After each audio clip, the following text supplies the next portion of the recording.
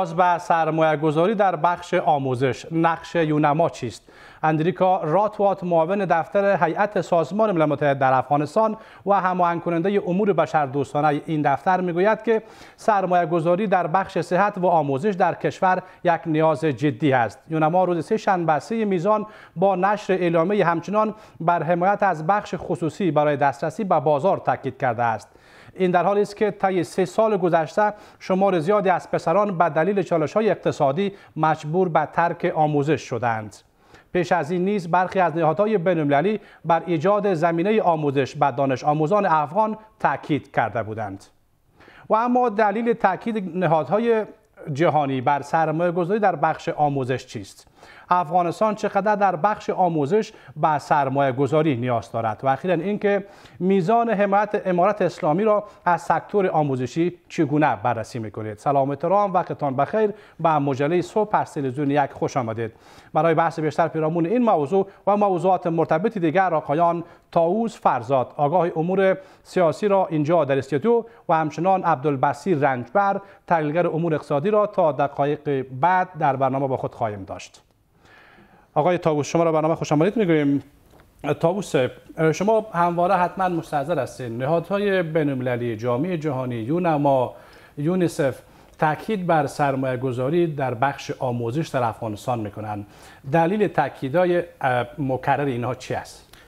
بسم الله الرحمن الرحیم. سلام تاسو جناب الهی صاحب، درنو لیدونکو ته زموږ تاسو تخنیکی همکارانو ته ټول ته سلام وړاندې کوم. تاسو ټول د وخت بخیر.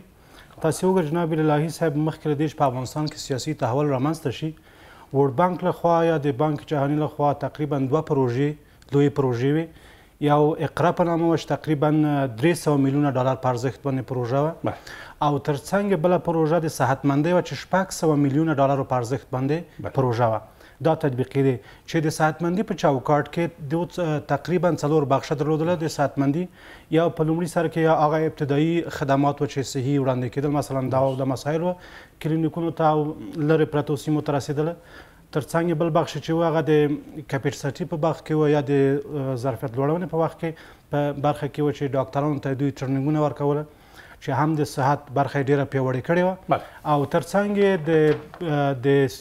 د صحي سکتور د سیستم په جوړولو کې ورلډ بانک مرسته کوله. چې وخت چې په افغانستان کې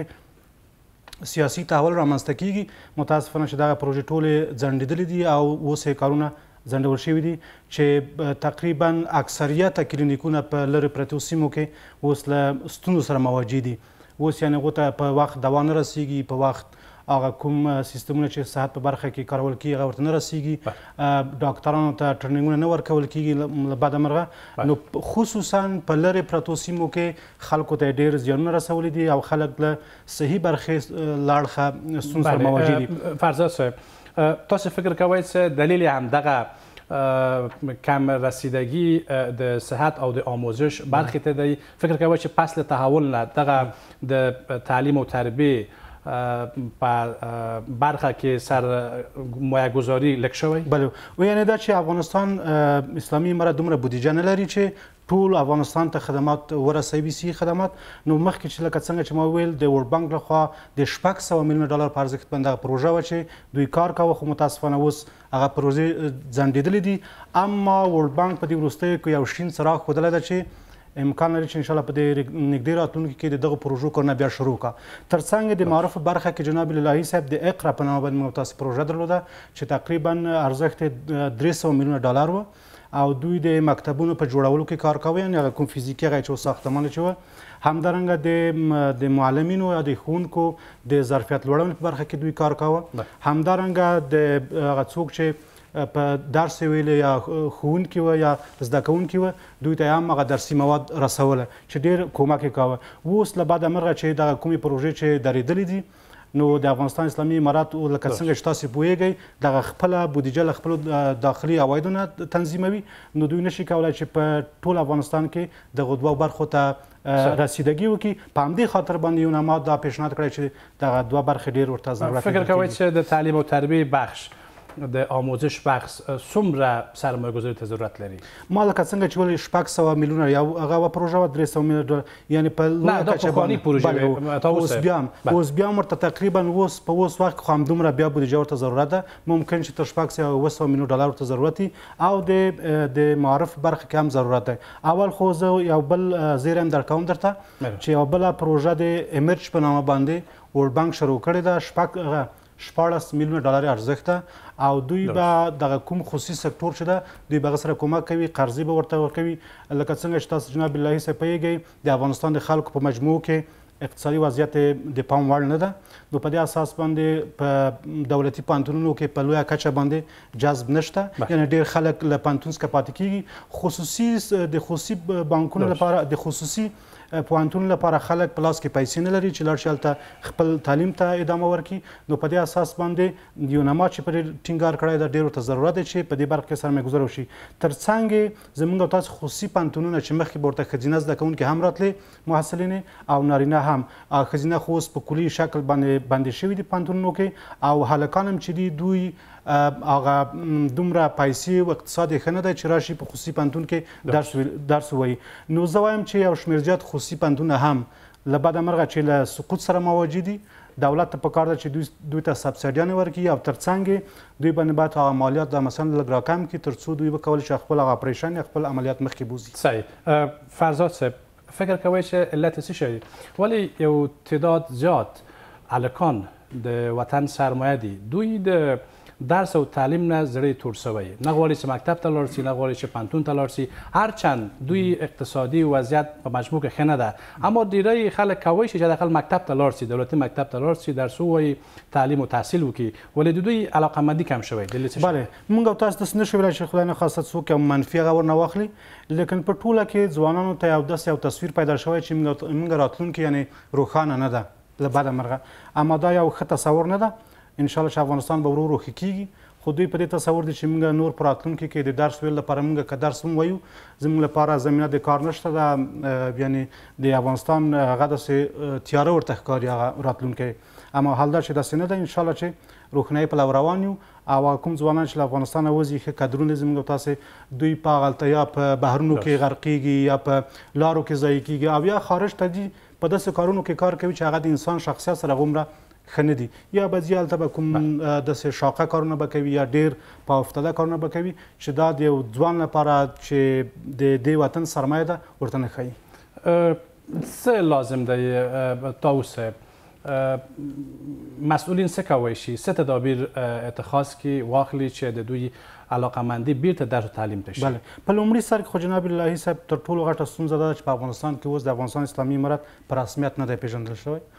او افغانستان سره هغه پراختیایي مرستې نه کیږي چې دوی خلکو لپاره کار پیدا شي یوازینی د خلکو دلیل او انګیزه هم دا ده چې وایي که موږ درس هم ووایو په راتلونکي کې کیدای شي موږ ته کار پیدا نه شي اوس لکه څنګه چې تاسو ګورئ زموږ او تاسو یو شمېر ډېر هېوادوال له پوهنتونونو څخه فارغ شوي دي ما ته بل چا زنګ وهلی و وایي که ما ته د 15,000 افغانۍ په هغه باندې لسانس ده یعنې که چېرته 15,000 افغانۍ ما ته راکړي څوک زه به کار وکړم دې ته حاضر و نو داسې وضعیت سره چې څوک مواجه خامخا د افغانستان د ترک کولو هغه ورته پیدا کیږي سوچ او فکر ورته پیدا کیږي د افغانستان د حکومت لپاره دا پکار ده چې حداقل د میډیا لارې او تبلیغات شروع کړي او همدارنګه عملي بعضې پروژې په لاره واچوي تر څو بیرته ځوانان دې ته وهڅېږي چې افغانستان کې پاتې شي. فکر کوئ طاووس صاحب دغه افغانان چې دغه ځوان طبقه چې درس و تعلیم ترک کوي خوشی کوي زی نور شخصی کارونو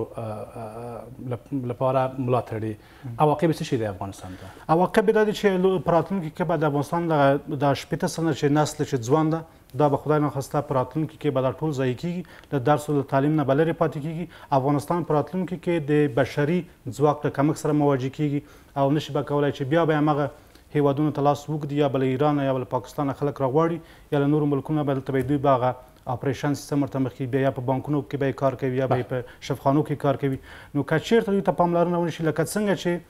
ځوانان د یوې ټولنې اتکا ده او قوت ده په همدا رقم کیدای شي چې دوی د ضعف واقع هم وګرځي. فرزاد صاحب آیا د امارت اسلامی توجه دغه مهم بخش ته شوی؟ سوال دا دی چې تاسو ویلې چې دوی د خپل آینده نه ناامید دي د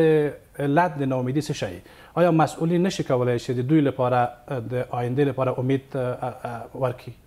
خو په لومړي سر کې دا ده چې دوی هم کارونه کړي د افغانستان اسلامي امارات کار کوي خو لیکن دوی خپله د بعضې مشکلات سره مواجه دي او دنیا تر اوسه دوی په رسمیت نه دي پیژندلي نو دوی نشي کولی چې په خلاص لاس باندې کار وکړي ولې فرض صاحب په رسمیت نه پیژندل کېږي امارت اسلامي د دنیا یو څه غوښتنې لري د افغانستان اسلامي امارات نه په لومړي سر کې باید چې هغه بعضې غوښتنې دوی پر ځای هم دي چې هغه موږ او تاسې هم غواړو او ټول ملت دغه غوښتنې چې پر ځای دي دا څه شی دي مثلا د ښځو تعلیم موضوع ده دا خو موږ او تاسو لکه څنګه ټول پوهېږي دا په ټولو باندې مثلا یو حق ده چې باید تعلیم وکړي په افغانستان کې که ښځې دي که نارینه دي تر څنګ په افغانستان کې نړیوال یو عامه شمول حکومت غواړي یعنی چې ټول پکې ګډون ولري د ټولو قومونو لیکن د افغانستان اسلامي امارت وایي چې موږ ټول خلک په دې کې د ټولو قومونو پکې راوستلي دي مثلا که موږ تاسو جناب حنفي صاحب وګورو دوی د ازبک وروڼو نه ده که موږ تاسو نور مسؤلین وګورو د تاجک وروڼو نه د پښتون ټولو نه تشکیل شوی ده دا دوی ادعا ده د اسلامي امارت لیکن دوی غوښتنه کوي دنیا تر څنګ د ښځو د کار غوښتنه کوي جناب الهي صاحب د کار غوښتنه کوي د ښځو سیاسي مشارکت غوښتنه کوي د ښځو په دولت کې همدارنګه د عامه شمول حکومت غوښتنه کوي دا غوښتنې د دنیا که چیرته دوی ومني نو انشاءالله چې دنیا به ورسره راوړاندې شي او د رسمیت موضوع به یې هغه شي لکه څنګه چې موږ ګورو په دې وروستیو کې بعضې نښې موږ یا شنه څراغونه هم وینو چې د بعضې هیوادونو لخوا دوی ته هغه سیاسي نمایندګۍ سپارل کېږي د افغانستان بیرون خو دوی متاسفانه چې اعلان نه کوي په رسمي توګه چې موږ افغانستان اسلامي امارت په رسمیت پیژندلی او تر څو چې په رسمیت ونه پیژندل شي زه فکر نه کوم چې دنیا به یعنی د مثبت تعامل لارې راشي افغانستان سره به تعامل ولري او کومکونه به خپلو کوي نو د افغانستان اسلامي امارت لپاره په کار د په لومړي سر کې باید چې د خلکو لپاره څوک چې فارغ شوي دي له پوهنتونونو څخه دوی ته د کار زمینه برابره کړي تر څنګ باید داسې سیمینارونه او پروګرامونه په لاره واچوي چې د میډیا لري او که د حضوري که د جلسو لري چې ځوانانو ته انګېزه ورکړي چې د افغانستان راتلونکی روښانه ده او بل زه فکر کوم چې د افغانستان اسلامي امارت لپاره په کار ده چې د خپلو مثلا د امر بالمعروف په چوکاټ کې چې کوم فعالیت کوي د ځوانانو سره یو لږ نرم چلند وکوي ولې چې زیات خلک وګوري ځوانان وایي زما په ګیره باندې کار لري مثلا زما په لباس باندې کار درلود کېږي همدم کله کله باعث د دې کېږي چې ځوانان متاسفانه چې لکه څنګه چې دوی یعنی افغانستان پرېږدي او ځي لیکن دا خو یو شرعي موضوع ده که د ګیرې پرېښودل د یو شرعي موضوع ده که زموږ او تاسې خپل د ملي لباسونه د شرعي د موږ او تاسو د کلتور موضوع ده خو لیکن ځوانان لکه څنګه چې په 20 کلونو کې دغسې هغه شوي وه یو تصویر لري او زه اسلامي امارت څخه غوښتنه لرو چې دغه کوم امر بالمعروف او نهي عن المنکر چې کوي په داسې یو شکل باندې وکوي چې خلک هغه نشي صحیح فرزاد صاحب یونما په دغه منځ کې څه رول لوبولی شي دوی غږ کوي په نړۍ باندې چې افغانستان لپاره د تعلیم و تربیه په بخش کې سرمایه گذاری وکړي خپل یونما دغه بخش کې تر اوسه څه کړی جناب الهی صاحب ما دو نوع کمک کننده داریم یکی دو جانبه است یکی چند جانبه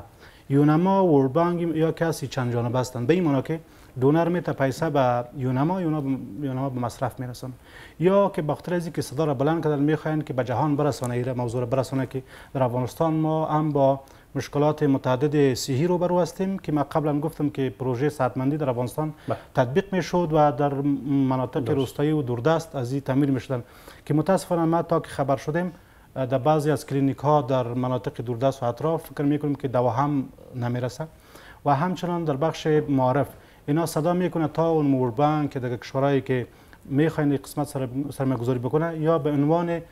یک وساطت کننده یونما کس وساطت کننده است به این معنا که کمک های جهان میگیره اینجا به مصرف میرسونه تا که امی کمک های جهانی را جذب کنه یونما و اینجا به مصرف برسونه تا فعل حال بعد از اینکه تحول به وجود آمد آیا به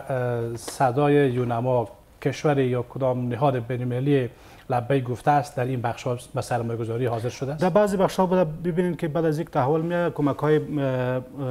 انکشافی توقف پیدا میکنه اما کمک های بشری است فعلا چیزی که کمک هایی که صورت میگیره در افغانستان کلش از طریق یونما است یعنی به این معنی که یونما یک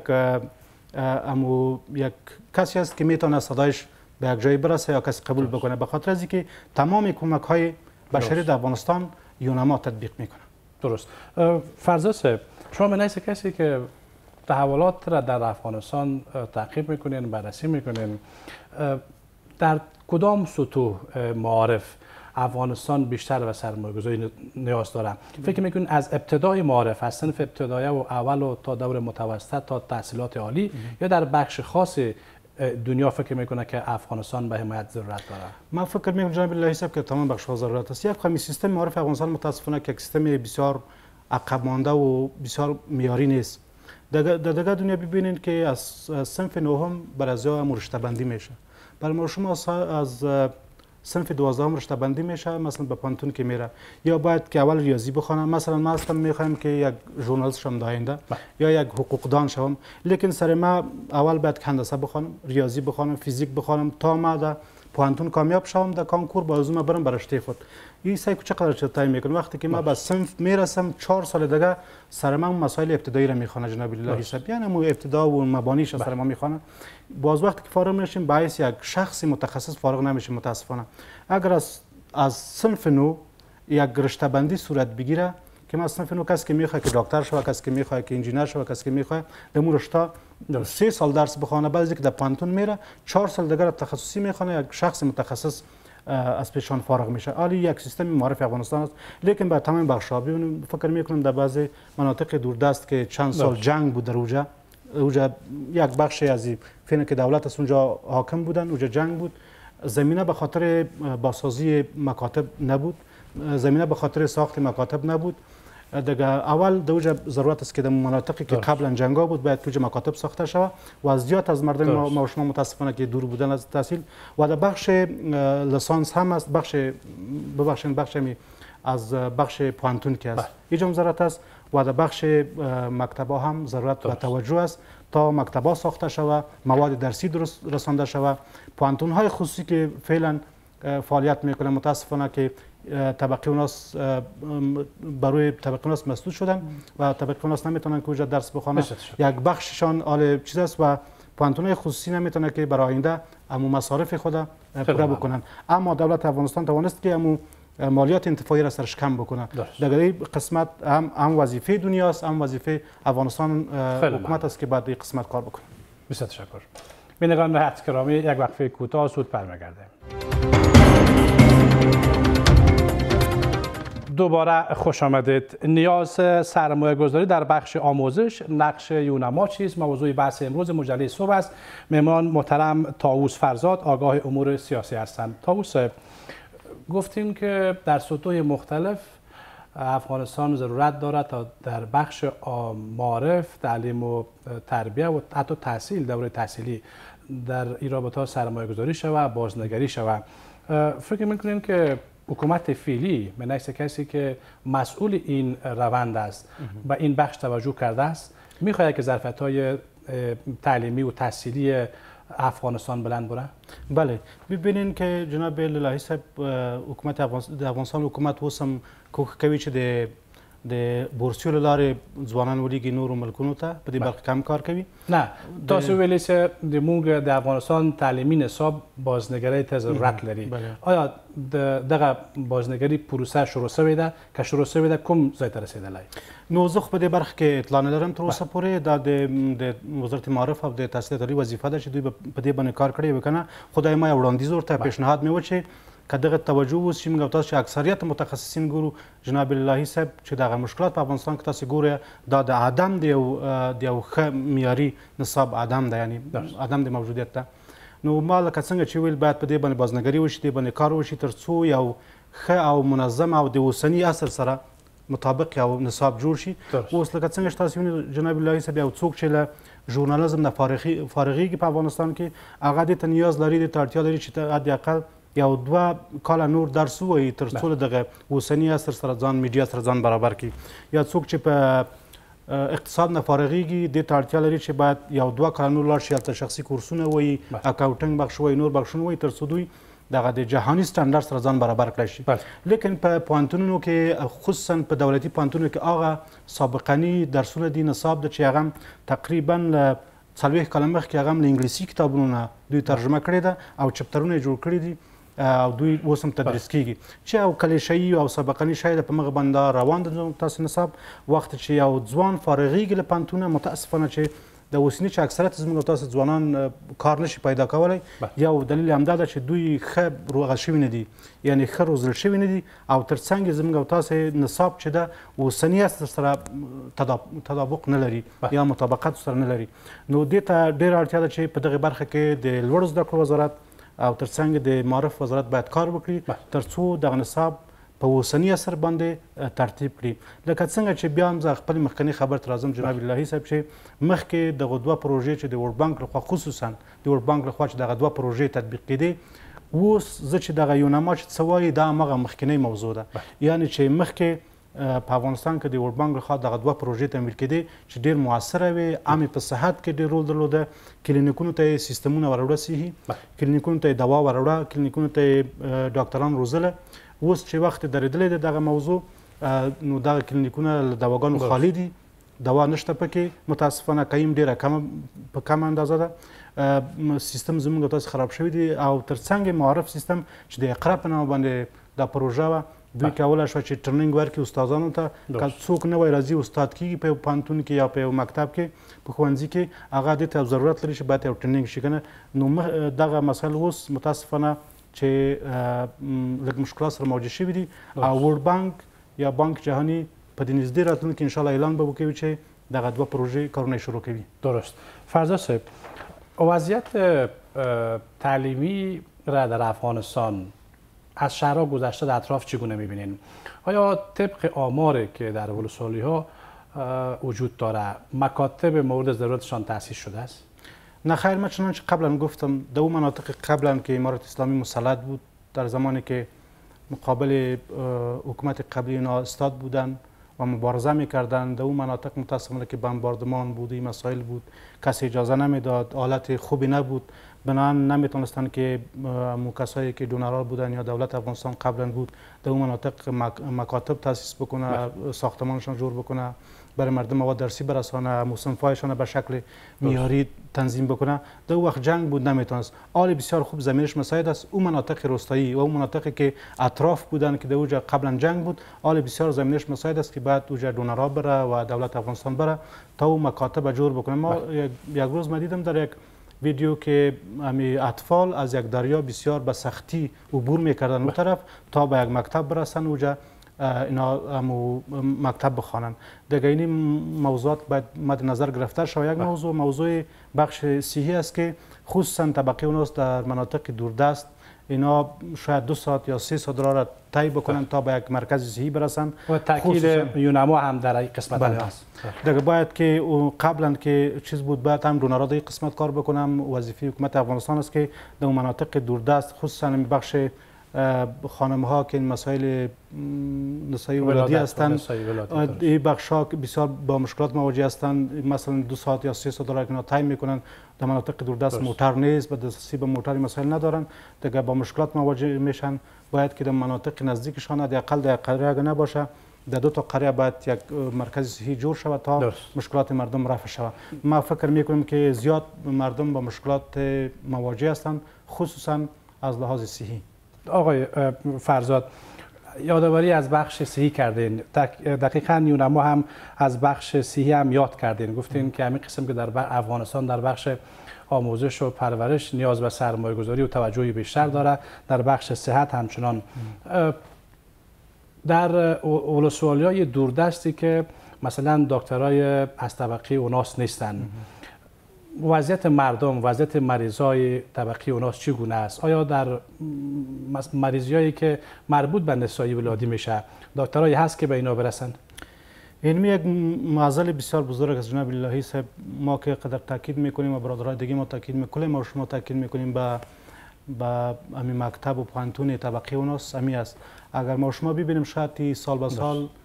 مثال پوهنتون بند است شاید که چند سال دیگه ما نمیفهم که تا چی وقت بند است اگه این پوهنتون ها بند باشه دیگه چی وقت فارغ بتن یک پوهنتون چی وقت از طبقه اوناس دکتر فارغ بکنن که برای او شاید که او کسایی که بودن بسیار محدود بودن و در بعض مناطق حتی ای بود که از لحاظ عرف و عنعنات مسائل همون منطقه طبقه اوناس اجازه نمیدادن تا برن مکتب و پوهنتون بخونن تا دیگه با مشکلات مواجه بودن و از یک طرف ببینید که معاشات مسائل از طبقه اوناس کم است و از طرف دیگه مشکلات هست. الله رحم بکنه. و این مشکلات تا به این دم هم پابرجاست.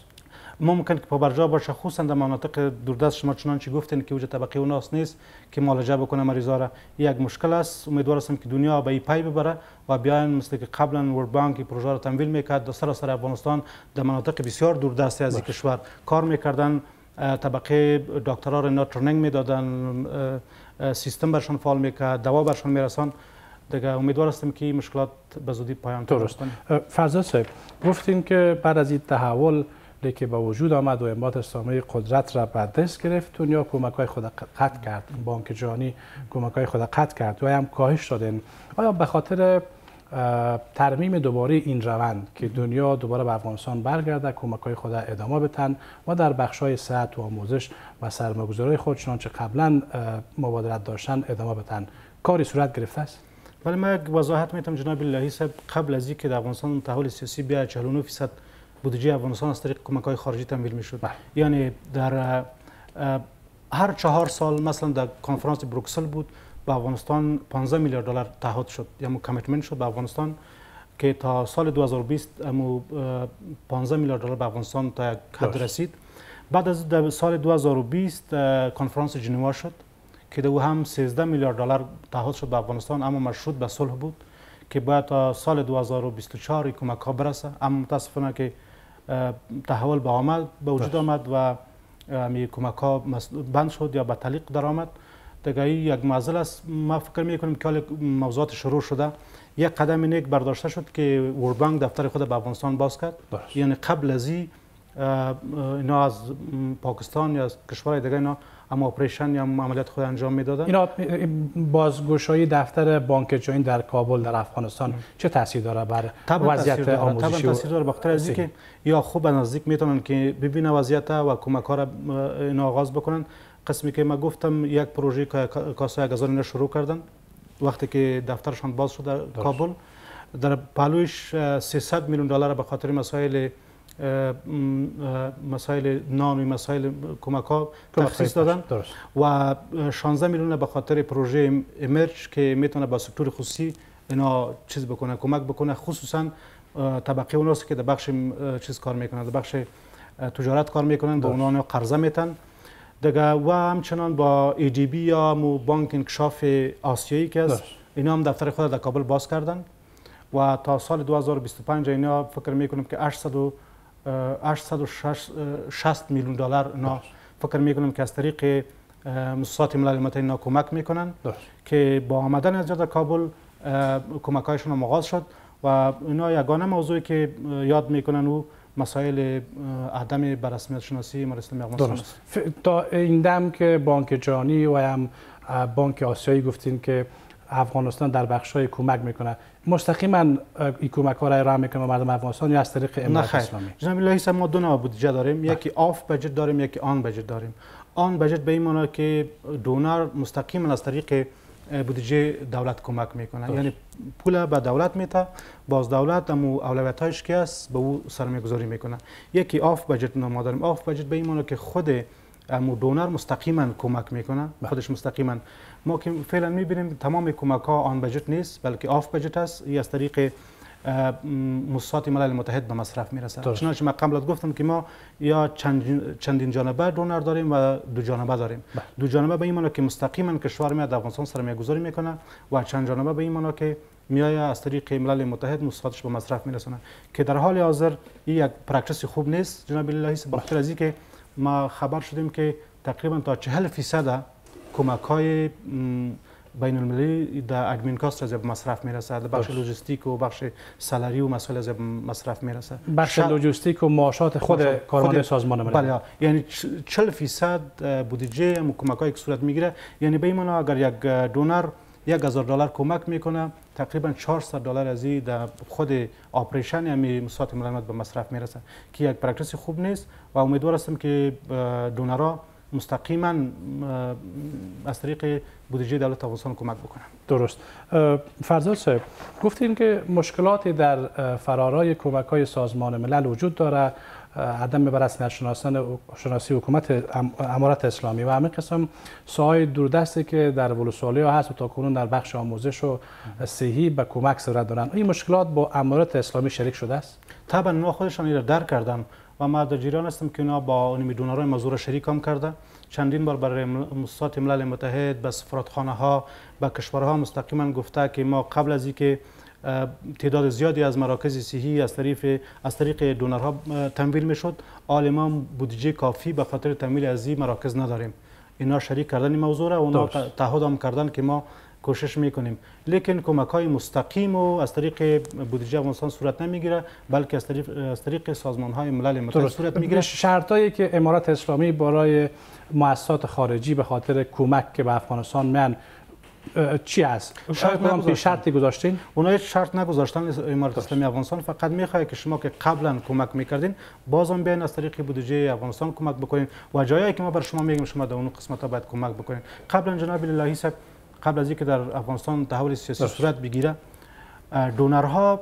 تقریبا یک بخش بسیار کوچکی از این از طریق بودجه دولت کمک میکردن. مثلا برش دولت میگفت که شما یک سرک بسازین، مثلا نمی پروژه سرک القوی یا کابل رنگ رود که است، سرک القوی کابل که است، این بر چند دونر گفتن، اما متاسفانه اونها ایبا ورزیدن از تمویل ازی.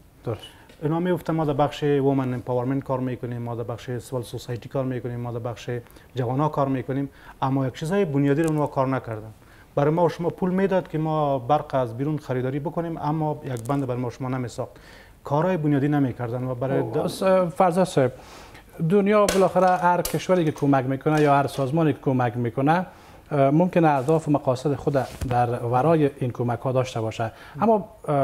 وظیفه زعمای وقت نبود تا این پول را، تا این بودجه را مدیریت میکرد؟ تا یک نظر متاسفانه که رئیس چیز بود، فساد هم بود تا یک قسمتی، اما تا جایی که ما شاهد بودیم برای دونرها میگفت که شما در بخش کار بکنین، اونا نمیگفت. ما گفت ما مسیر خود داریم، ما کمک هایی که برای کدام مسیر برای ما سپاریده شده ما در اون مسیر میریم. متاسفانه کارهای بنیادی که دولت برش میگفتم نمیکردن. بالاخره به این راضی میشد دولت که بعد این کمک ها توقف پیدا بکنه، به خاطر از اینکه گفت ما چیزی که میگیم این نمیشه. بازو دونرها میگفت که اگر شما خوشتان باشه ما در این بخش کمک میکنیم، در غیر صورت ما کمک های خود توقف میدیم. این سوال من که قبل داشتم که آیا امارت اسلامی کدام پیش شرطی بالای دونرها دارن یا خیر، دقیقاً در همین رابطه بود. بله. حالا اگر این نوع شرط را مؤسسات کمک کننده به امارت اسلامی داشته باشند، امارت میپذیره؟ طبعا، به خاطر از اینکه قبلا برشان میگفت برای دونرها که شما در این بخش کار بکنید، اونا گفت که نه ما در این بخش کار میکنیم. بالاخره دولت به این مجبور میشد که بگوید که خیلی پولی که به افغانستان بیاید، اگر ما چیزی که میگیم همون کار نمیشه، لیکن این پیسه که به افغانستان بیام نیشان بر ما فایده است که همینجا در افغانستان سرازیر شود. بله. کمپانی‌ها باشه کار بکنه، شرکت‌های ساختمانی دیگه مسائل است کار بکنه، خوب است. لیکن حالا برای امارت اسلامی افغانستان به کار است، اما ما که میبینیم اینا مستقیما نمیتونه که دونر بگوین، به خاطر از اینکه اونا میگه که ما به افغانستان کمک‌های بشری میکنیم اما از طریق مؤسسات ملل متحد. به همین خاطر شما میبینید که بعضی گزارش‌ها رو ما میبینیم که میگه که امارت اسلامی افغانستان در کمک‌ها دسترازی میکنن، در حالی که ما شاهد هستیم تقریبا چند میلیارد افغانی اما کمک هایی که از طریق بنادر به افغانستان داخل میشد، امارت اسلامی افغانستان بر از اما مسائل گمرکیش معاف کرده به خاطر کمک های بشری. اما این مالیاتی که میگیره این حق دولت است. ما مالیات حقیقی داریم، هم حکمی داریم. یعنی حکمی به این معنی که مؤسسات باید از مصارف خود مالیاتش بده، و حقیقی به این معنی که کارمندایی که در مؤسسات کار میکنه باید که مالیاتش به دولت بپردازن. لیکن دیگه دولت دسترازی در کمک ها نکرده، اما باید که اولویت هایی که از فعلا فکر میکنیم که امارت اسلامی افغانستان سر استراتژی ملی 5 ساله کار میکنه. درست. فرزاد صاحب، با عنوان آخرین پرسش خیلی کوتاه جوابتون نمیخوایم، بحث جمع شود. با این گونه شرایط آینده آموزش افغانستان رو چگونه میبینین؟ ما در هر حالت باید آدم خوشبین باشه. ما خوشبین هستیم برای افغانستان. کسایی که از افغانستان فرار میکنه، جوانایی که میرن، یک بار دیگه تجدید فکر بکنن، یک بار دیگه فکر بکنن در افغانستان بمانن. ان شاء الله هر وقت یک تاریکی هیچ وقت نمیمونه. ان شاء الله مسائل اقتصادی رفع خواهد شد و ما شما برای آینده افغانستان امیدوار هستیم. خیلی ممنون. سپاس فراوان. با امتنان و شکران از حضور محترم طاووس فرزاد آگاه امور سیاسی که اینجا در استودیو تشریف داشتند. تشکر و امتنان فراوان از شما همچنان که تا این دم بیننده مجله صبح از تلویزیون یک بودید و اوقاتتان خوش. السلام علیکم و رحمت الله و برکاته.